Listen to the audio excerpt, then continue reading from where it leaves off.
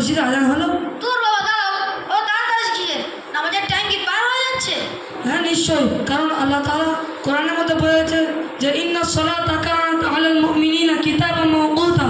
তুমি কি সব হুড়মুড় করে বলে দিলে? আমি তো কিছুই বুঝতেই পারিনি, সব তোমার মাথার উপর থেকে চলে গেল। এর অর্থ কি? এর অর্থ হচ্ছে যে আল্লাহ তাআলা দিন এবং রাতে 5 ওয়াক্ত নামাজ নির্দিষ্ট সময়টা ফরজ করেছে।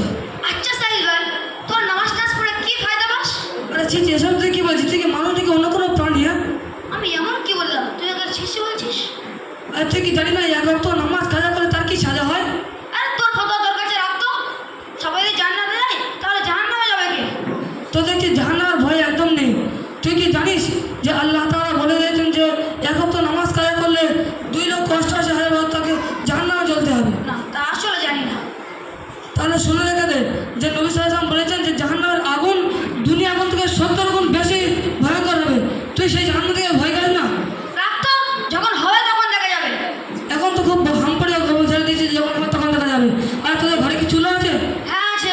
তবে চুলার আগুনে তুই 1 মিনিট বা তুই 5 সেকেন্ড অন্তত তুই পাড়াতে রেখে রেখেছিস। না, তা হয়তো পারবো না। তুই কি আমাকে বোঝাতে এসছিস? আরে শয়তান তোকে পুরো মাকড়সার জালের মতো ঘিরে রেখেছে। তোকে এত বলছিস তুই নিজে কিছু বুঝতে পারছিস না। এত ফালতু বকিস না তো। আমি নামাজ পড়ি আর না নামাজ পড়ি, আমার কবর হিসেব কি তুই কি দিয়ে আসবি? আমি হয়তো তোর খবর হিসেবে দেবো না, কিন্তু আমার যা কাজ যে নবী সাল্লাল্লাহু আলাইহি ওয়াসাল্লাম বলেছেন যে তোমাদের মুসলমান ভাইয়ের মধ্যে যারা অধর্মের মধ্যে তোমার পড়ে আছে, যারা নামাজ পড়েছে না, তাদেরকে তোমরা নিজেরা ওদের বোঝাও। আমি তোমাকে বোঝা দিচ্ছি, এবার আল্লাহ তাআলা তোমাকে বিরক্ত।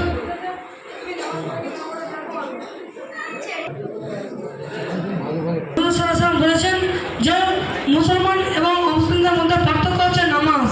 আমি নামাজ পড়ে যাবো বলে বেঈমান হয়ে গেলাম? হ্যাঁ নিশ্চয়ই, কারণ হুজুর সাল্লাল্লাহু আলাইহি ওয়াসাল্লামের হাদিস অনুযায়ী তুই বেঈমান হয়ে গিয়েছিস। ঠিক আছে, আমি তাহলে কালকের থেকে প্রতি ওয়াক্তে নামাজ পড়তে যাবো। আরে কালকে আর করিস না তো।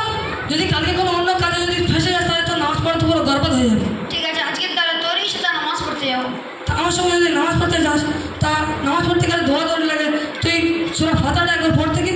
বিসমিল্লাহির রহমানির রহিম, আলহামদুলিল্লাহি রাব্বিল আলামিন, মাঝখানে কিছু নেই, ওয়ালাদ-দাল্লিন।